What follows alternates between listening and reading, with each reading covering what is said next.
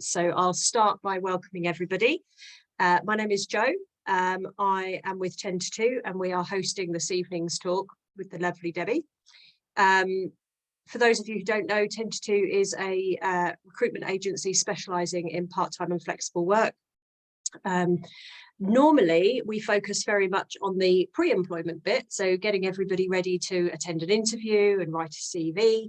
But today, thanks to Debbie, we are able to take you a little bit of a step further and talk about what you do when you do secure that job. So obviously it can be a bit daunting stepping into a new role, especially in this climate we find ourselves.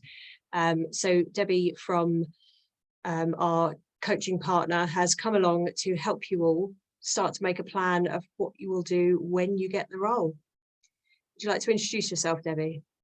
Yeah, thank you, Jo. So I'm Debbie Denyer and I'm an executive coach from Coach the Difference Limited. And I help people in career transition. So quite often it's when people have just started a new role and they start to feel all of that kind of self-doubt about, have I signed up for the right thing? Can I do this? And I help and support them around how they can move forward with that so that they can be successful and integrate into their new role really quickly and effectively. Fabulous stuff. I know that it's going to be hugely valuable to a lot of our members. So just to give you a couple of housekeeping bits and pieces, Debbie has a really lovely flyer handout that we can send to everybody tomorrow. So don't worry about scribbling loads of notes. We will be able to get the handout to you and it will help you through that journey of just planning your first few days within the organisation. In addition to that, if you do have any questions, we've built in time at the end of this evening's session for a Q&A. So feel free to pop them in the dialogue box while you think of them, just in case you're worried you might forget by the end. There's going to be a lot of information coming your way, but I might not interrupt Debbie in full flow and might save them to the end. So stick with us and we will get those questions answered for you. There's a couple of interactive elements throughout. If for any reason your tech doesn't allow you to interact or you don't want to interact, that's absolutely fine. But obviously we'd love you to kind of join in and get involved where you can. So again, I'll hand over to Debbie. Away you go. Brilliant, thank you. So I'm just going to share my screen.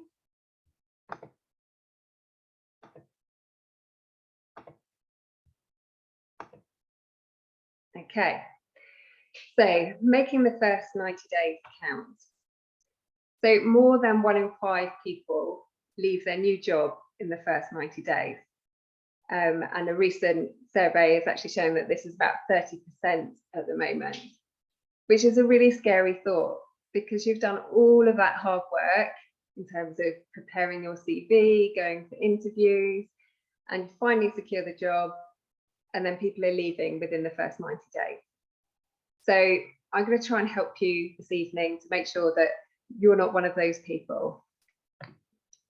So the reason that people leave is that they don't feel connected to the company, or there's interpersonal conflict, they might feel unwelcome, feel completely overwhelmed with information, there's a lack of training, inconsistent expectations, or a lack of feedback. So we'll touch on some of those tonight. So we're going to cover how to prepare yourself, how to manage risks, understand expectations, build key relationships, and establish credibility. So what I'd like you to do first of all is just think about starting a new role. And if you could just drop into the Q&A for me, which of these images best represents how you feel about starting a new role?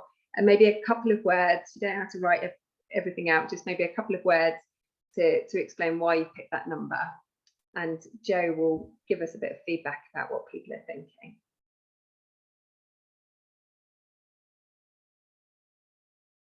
Oh, that's a perfect one. Jumping into the unknown, number 1. Yeah. That's from Emma. Number 4, nervous of getting it all wrong. That is quite a scary image, number 4, isn't it? Quite a few people picking number 4. Number 1, but a number 6 as well. Number 6, another scary one. There's quite a lot of fear involved here, quite a lot of uncertainty. Number 3, a long way to go. Some positivity. number 2 because I feel optimistic. Brilliant. Sheila. Brilliant. Thank you. So, I mean, all of these are quite natural emotions to have about starting a new role, and it can feel really daunting. You've maybe come from another role where you know what to do, you know how to do it, you know how to get things done around here, and suddenly you're, you know, in this kind of maze like number 4 where you don't know how to do things. And that feeling of a really steep learning curve, just things like learning everybody's names is really difficult. So lots of different emotions combined with hopefully the emotion of you know, happiness that you've secured this role. So all of those emotions can affect how we show up when we first start in a role, and I'm going to try and help you to manage some of that. So how can you prepare yourself? So I always think that before you start a new role, you can take on the role of a detective. So even before you get a job, you can be, you know, looking at the website, looking to see whether you connect to the mission, whether you are going to feel that this is the right place for you and it aligns with your values. So look at the website, but also look at their social media and see whether you've got any connections on LinkedIn. Is there anyone that you know that already works there? Or have you got other contacts who've got contacts at that organisation? And have a virtual coffee with them and just say, you know, what's it like to work there? What is it that you really enjoy? What do you think could be improved? You know, those kind of questions give you a real insight into whether the mission and vision of the organisation are actually the reality on the floor.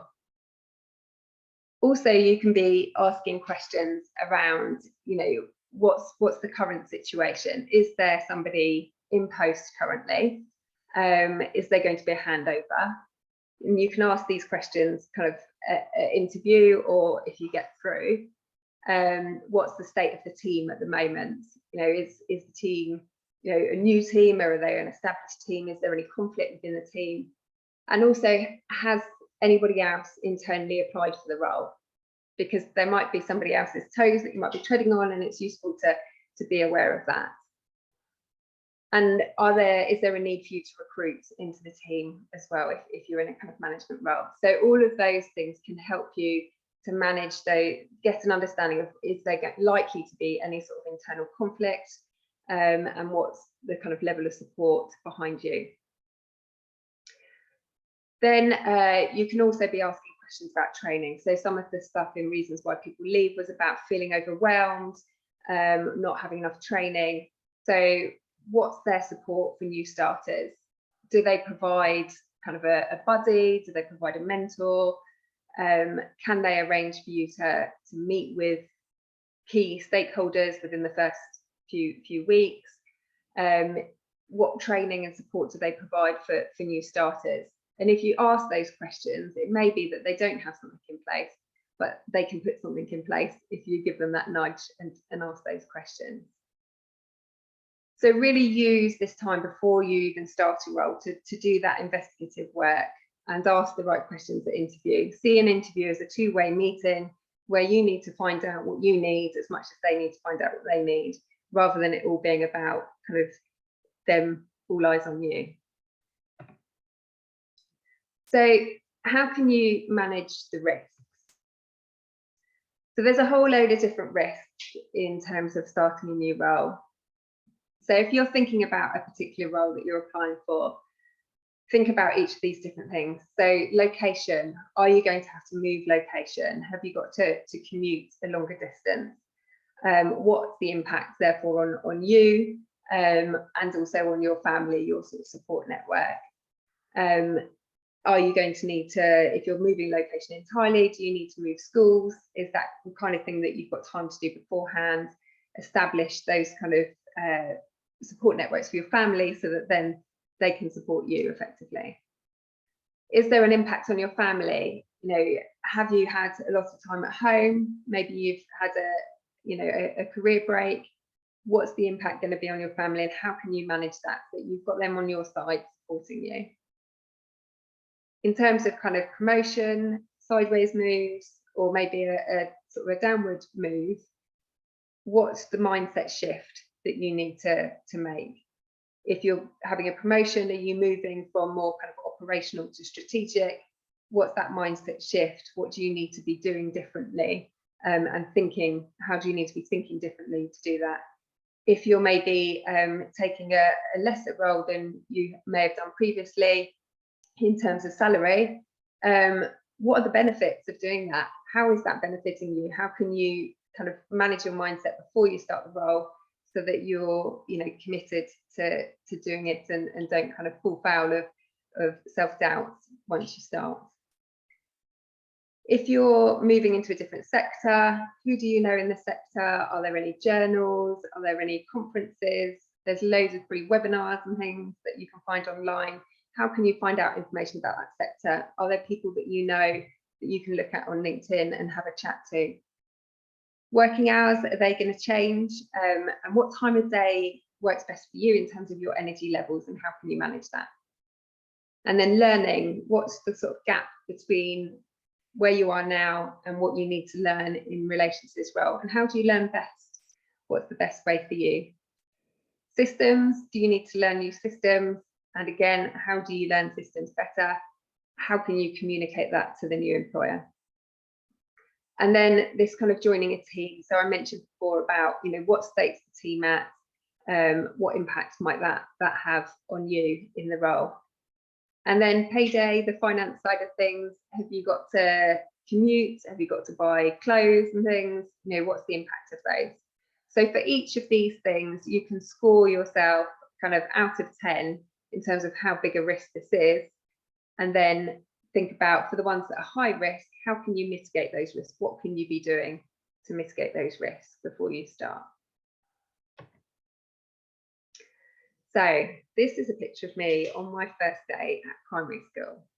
And I quite often think that starting a new job is a bit like starting at a new school, because you go into it thinking, I want people to like me. I want to fit in. I want to, you know, be respected. I want to, you know, for people to think that I'm good at what I'm doing. And so it's all of those kind of feelings of new day at school, and all of that learning as well that you've got to do. And so this is me, first day, red and white check dress. And my red and white check dress had pockets. And I love the pockets. I love the pockets. I'd walk around before I started in my dress with my hands in my pockets. You know, this is cool. This is a great dress. And I went to school. I came home from school. I didn't talk to my mum for 2 hours. And when she finally got to the bottom of why I didn't talk to her for 2 hours, it was because my dress had pockets and nobody else's dress had pockets. And so I felt like I didn't fit in. And something as simple as that can affect how you behave. So, you know, those thoughts start going through your head, and that affects how you behave, what you do in your actions. And it can make you get all those self-doubts and start behaving a bit differently. Or the alternative is that you behave not like yourself to try and fit in. So, you know, either of those aren't great.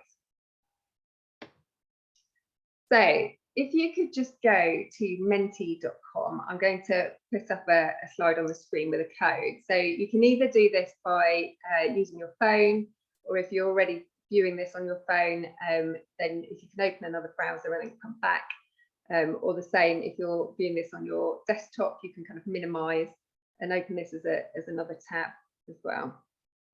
If you can't do it, don't worry, it doesn't matter. So I'm just going to open the Menti page. Hold on.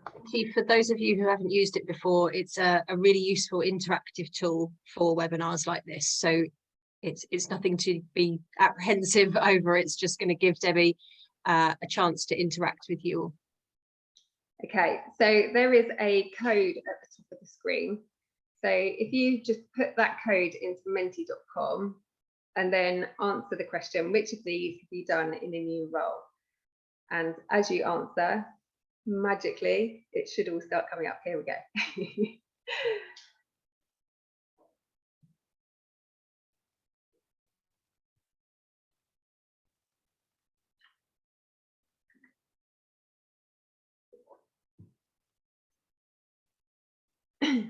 This is brilliant. Well done, everybody. Okay, so we've got a bit of a mix coming through here. That at the highest point at the moment is set unrealistic expectations. And that's really common. You know, you go in and you want to demonstrate that you can do this job and that you're credible. And so you go in and you promise the world. And then you realize that actually, you know, maybe you didn't fully understand some of the challenges in the organization that might be holding you back, or the amount of workload that you've got and that kind of thing. So setting unrealistic expectations is very common and comes from a place of wanting to demonstrate really that credibility really. Next up, we've got sticking with what you know. And again, this is really common. So we might go into a role, particularly if we're going into a role that's a bit of a promotion from what we have been doing. We go into that role and suddenly it all seems a bit big and scary, and we don't quite know what the expectations of us are maybe, and how we're meant to act in that way. And so we go back into our comfort zone. And, you know, we were very good at the job that we did before, and we know that we were very good at it. And so that feels safe. And so we kind of stick with doing that. But maybe that's not what was expected of us in this new role. Next, we've got going in with the answer. Again, this is really common. So it's that feeling of that you need to know the answers, that you need to be the expert. And so you go in all excited and kind of be the expert, have the answer, but you've not taken that time to listen and to find out what's happened before, what's gone on here before, what's worked, what's not worked. So then we've got neglecting to build horizontal relationships, and those horizontal relationships are really key because those are the people that can be your allies and support you. But quite often we just focus on our manager or our team members, but we're not focusing on those horizontal relationships. And then launching too many initiatives. So this is similar to setting unrealistic expectations.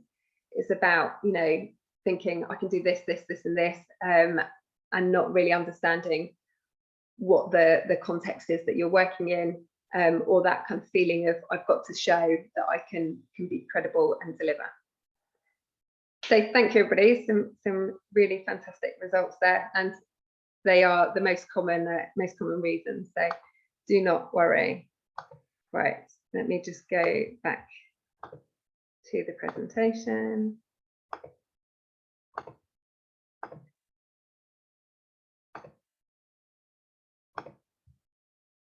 Okay, so understanding expectations. So if we don't know what's expected of us, we can feel like we're lost, wandering around in a desert, not knowing, you know, what people want from us. And it's at that point that the self-doubt can start creeping in. And so we start thinking, I don't know if I'm doing a good job. And, you know, maybe I've bitten off more than I can chew. Maybe this wasn't the right role for me. So the best way to understand expectations is to ask. So when you're speaking to your manager, asking them what's expected of me within this role. And as we all know, the job description very rarely matches what's expected of you within your role.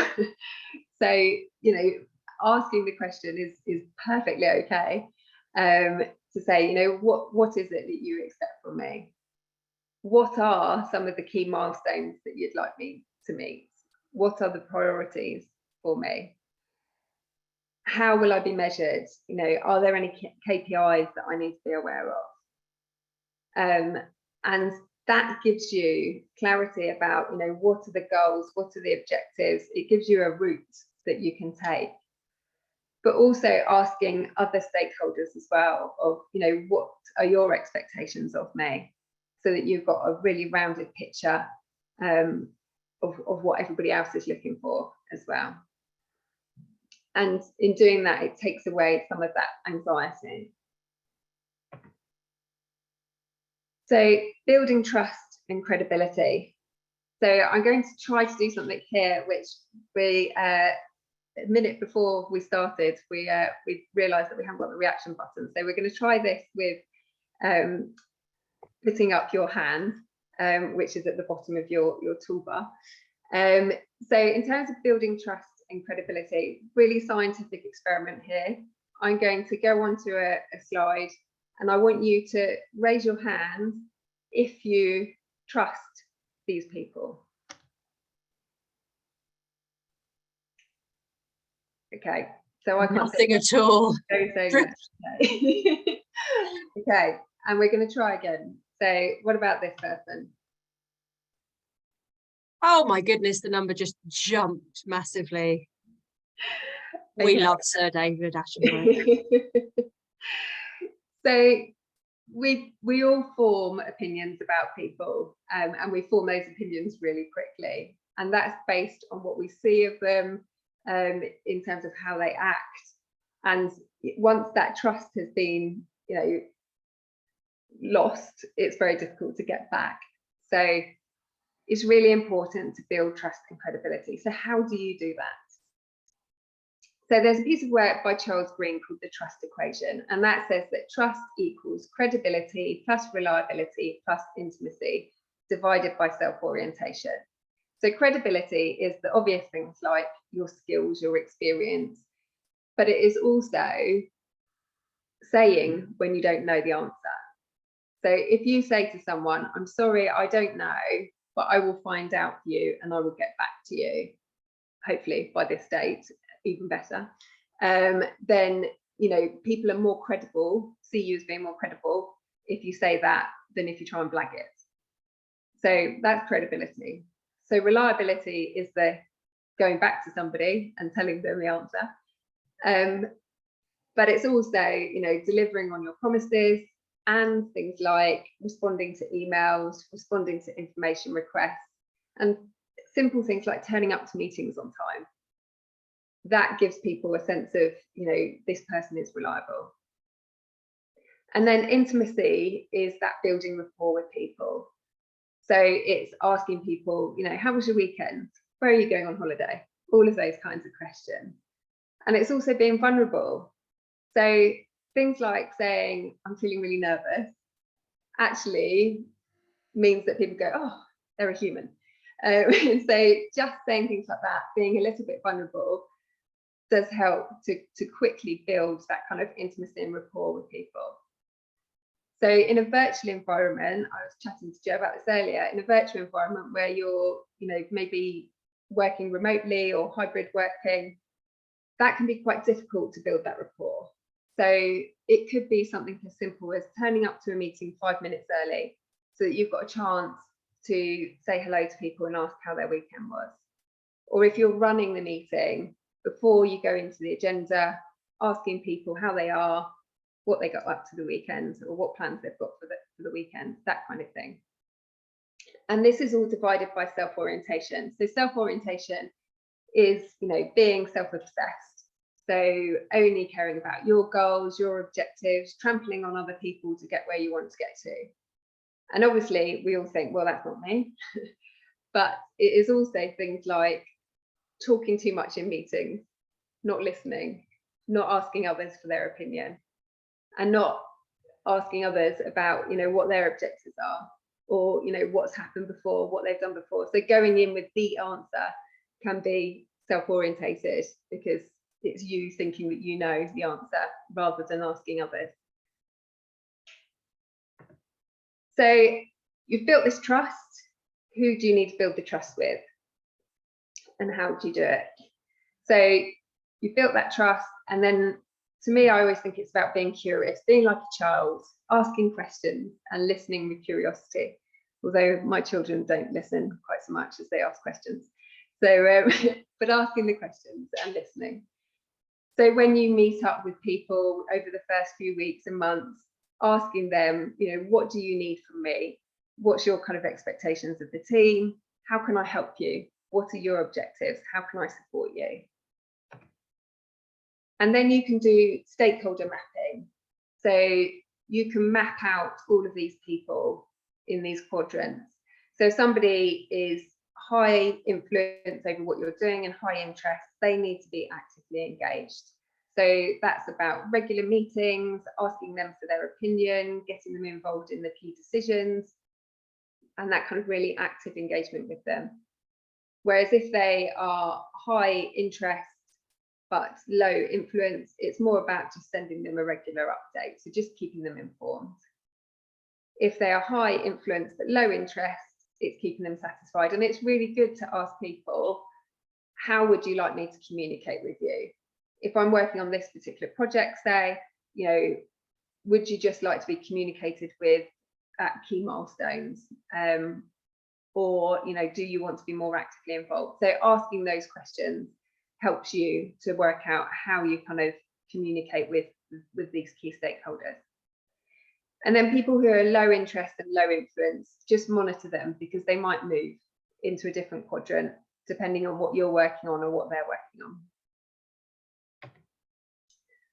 And then the last bit is about having a plan. So you've probably all heard about the 30, 60, 90-day plan. And there's a real benefit in doing this, because it goes back to that point of feeling reassured, knowing what you're doing, getting feedback. So in the first 30 days, if we think back to some of the most common mistakes, one of the most common mistakes was about going in with the answer, launching too many initiatives. So the first 30 days is really about finding out what's happened before, diagnosing the situation, listening to people, getting a real understanding of the context that you're working in, and starting to build some of those relationships. And then the next 30 days is about what are some early wins that you can deliver. So those early wins will help you build that credibility, but you've listened, so you now know what the priorities are. So deliver on some of those early wins, and you've built some of those relationships. So who are the people that can help you to deliver on those? And then the last 30 days is about reviewing what you've achieved and what's the future plan. But with this 30, 60, 90-day plan, what you can do is have a meeting with your manager and say to them, you know, these are the things that I think that I need to be focusing on. Is that right? You know, what are the key goals for you? What are the key priorities? What are the key milestones? And then again, at the end of each 30-day cycle, you can get that feedback. So that gives you that reassurance that you're meeting the expectations of the role, that you're on the right track, that you know that you're doing the right thing. And if you need to get other stakeholders involved in that plan, you can do that as well. So in summary, it's about preparing yourself, managing the risk, understanding the expectations, building those key relationships, establishing credibility, and then also having a plan. So thank you very much. I'm Debbie Denyer, Executive Coach. You can find me on LinkedIn. If you scan the QR code, that will take you to my LinkedIn profile, but also the workbook that's going to be sent out tomorrow has got details of my contact details and my Facebook group and things. So, Jo, are there any questions? We haven't got any yet, but I was about to open the floor. So if you are listening and you do have any questions, to be honest, that was so comprehensive. I'm sure everybody's just scuttling away to start planning their first 90 days. It was brilliant. So thank you so much for that. If anyone does have any questions, the Q&A is open. Well done, Georgina. She says it was a brilliant talk. I could just shower you with all the praise that is likely to come through. But if people do have questions, yes, we are recording the webinar. I do believe that it will be circulated. I will have to check that tomorrow. But as I said, there is a really, really helpful document coming your way, along with all of Debbie's contact details. Lots of people saying thank you. Just move things around on my screen so I don't miss anything. If you think of questions after today, then that's fine. You can get in touch with us at Ten2Two, or you've got Debbie's contact details now. So Jenny has asked if there's any top tips for day one. Yeah, okay. So, I mean, day one, I guess the big thing is about being yourself, not trying to be something that you're not. So, you know, being yourself and listening. not going in with thinking that you need to know all the answers. Actually, quite often people don't get listened to. As a coach, it's one of the things that you kind of realize that coaching is so much about giving people time and space to think and talk. People like talking about themselves and what they're doing, so that takes the pressure off of you. So maybe just think about some questions that you can ask other people, so that you can be asking those questions, showing that you're interested. That takes the pressure off of you to be there with the answer and performing, and it means that that you've demonstrated that you care, and started to build that trust right from the start. Thank you. A couple of really interesting questions, and I'm going to leave them anonymous because I don't want to get anybody in trouble. If you've started something and it's not going well, how long should you give it, or what questions should you ask yourself before leaving? Yeah, I mean, it's the question around what's not going well. So one of the things that you can do is kind of map out for yourself, what is it that you're enjoying, what is it that you're not enjoying, and try and take the emotion out of it to some extent. So scribble out some ideas of what are the kind of the pros and cons of it, so that you can see whether they're things that you can influence, that you can change, and have an impact on, or whether they're not. And if it's not, then it's best to be honest. And ultimately, this is your job, it's your life, and there's an element of, even if you've been recruited by someone and gone through all of that process, the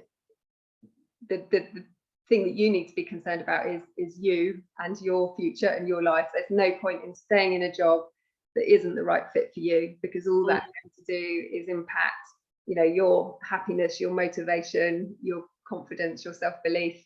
So you don't want to stay there, and do all of that. So as unfortunate as it is, it's better for you and for the organization if it's not working out, for you to say, okay, I need to go. Yeah.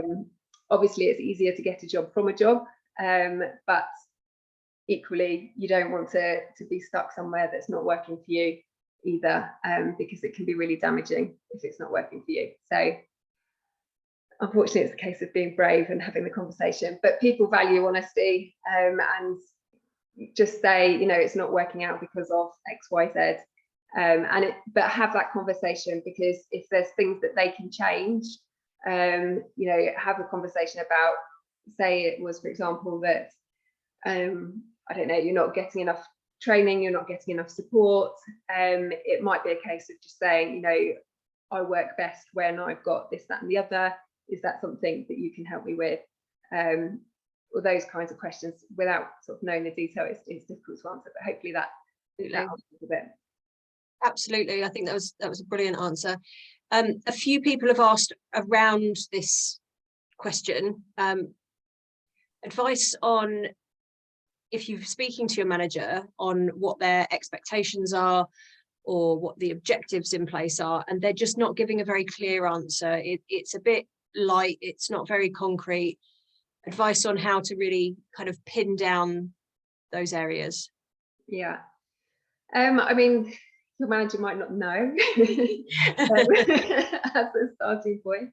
They might not know, and so I mean, I think it's about saying to them, it would really help me if I could have some clarity around what's expected of me.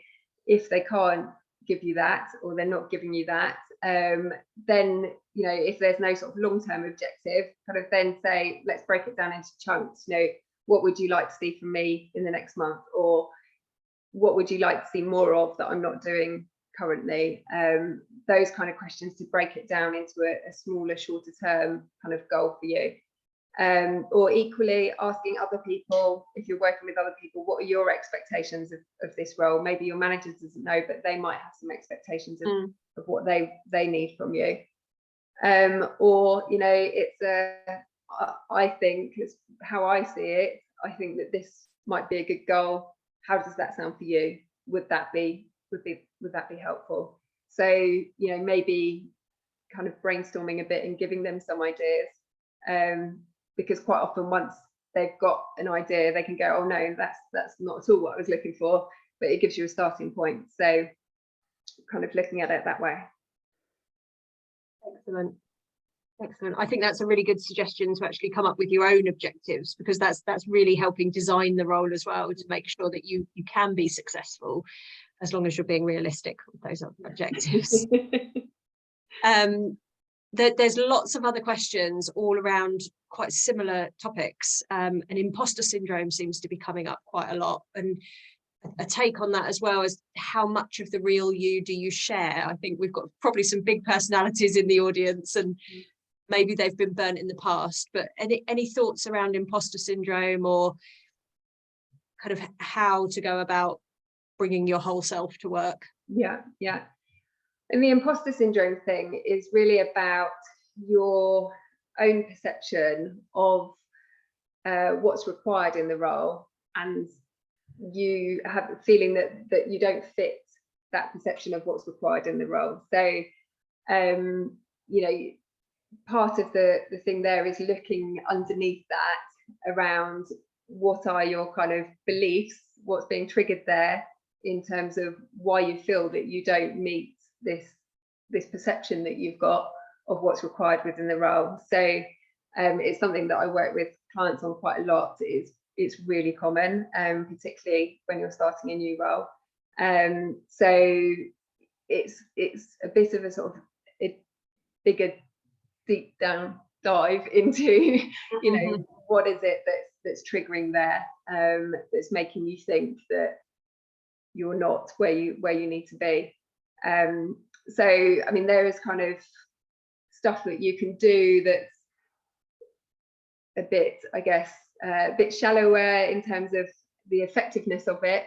Really the most effective way of dealing with it is to book some coaching, and go through it that way. Unfortunately, that sounds like I'm doing a pitch for my work, but but yeah, I mean, all of the kind of you know, positive affirmations and things like that kind of work at a surface level, and sometimes you need to go a bit deeper. In terms of bringing your whole self to work, yes, I think it's you know, it's important that you don't leave who you are at the door when you walk in to work in the morning, and it is something that is becoming a bit more accepted, that people aren't, you know, solely this kind of professional front that they put on. And actually, you know, in terms of building sort of employee engagement and loyalty and things, it's about looking at someone as the whole person, and obviously how people are in work and how happy they are in work really affects their home life as well. But there's also an element of taking into account, is the, you know, if, for example, I'm you know, very sociable and enthusiastic, what are the other members of my team, what are the other members of my colleagues like, and is that going to be something that might put them off? Do I need to rein that in a little bit? So it's not about changing your personality in any way, shape or form, but about just being aware of other people's perceptions and how you might need to come across, to make sure that you're not putting them off, and equally being clear about, you know, this is what I need from you, this is what helps me. But yeah, I mean, the sort of bringing your whole self to work, thankfully is becoming more of a common theme. Absolutely. There are a number of other questions. Unfortunately, we are starting to run out of time, so I'm not going to be able to get, or we are not going to be able to get to everybody's. Please do take down Debbie's contact details. We will follow up tomorrow direct from Ten2Two with our own contact details. We're also available to answer any questions that you might have, and although we might not have Debbie's coaching credibility, we've been in this game for quite a long time, so there's nothing we haven't heard, and we're always willing to share any wisdom we might have picked up along the way. Just leaves me to say thank you very, very much, Debbie, for your time this evening. I do hope that everybody's got some takeaways from the session. To repeat again, please do get in touch if there are any further questions that we haven't managed to get to. I am sorry about that. 10to2 are a specialist recruitment agency who can help you if you're looking for part-time or flexible work. If you're not registered with us already, then please do register, not only for your job searching needs, but for future events such as this, whether that's helping you with your job search or helping you once you've found your role and getting yourself to be as successful as you possibly can be. And I'll do a pitch for Debbie as well, because she doesn't want to. But if you're looking for some coaching, get in touch with Debbie. Coaching is no longer seen as this elite privilege. It's an incredibly valuable resource for anybody at any stage in their career, especially if you are making a change and you are feeling those nerves or that imposter syndrome, which we all do. Debbie's available to help you out. She also has a Facebook group, which we will be sending you a link to tomorrow, where I'm sure she shares further insight and information on a little bit more of a kind of lower level, rather than jumping in with both feet if coaching is something that makes you feel a bit nervous. Thank you, Jo. Well, thank you, everybody. Enjoy the rest of your evening. And as I said, I do really hope that today was useful for you.